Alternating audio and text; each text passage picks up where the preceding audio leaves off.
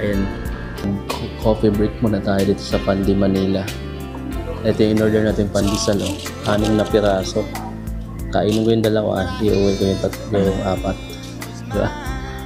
Kape muna tayo. Hindi ko na umabot ng bahay eh. Nahandam ko na yung gunong. Alas 8 na pala ng gabi. Kape tayo mga amigo, kape mocha. From Pandi, Manila. Kape.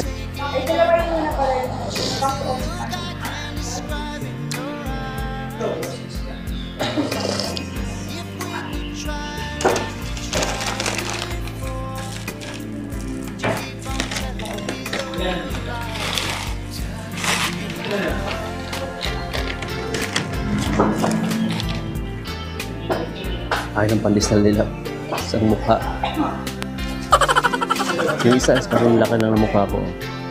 Isang pandesal nila sa Pandi, Manila.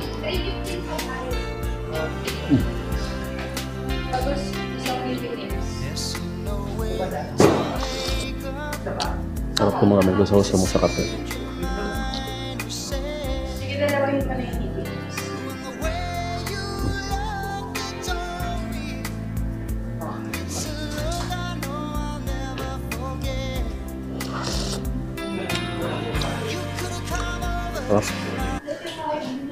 Yung ginagawa ko dati nung bata pa ako sa probinsya, no? Yung tinapay nyo na sa kape. So, tinatry natin ulit na.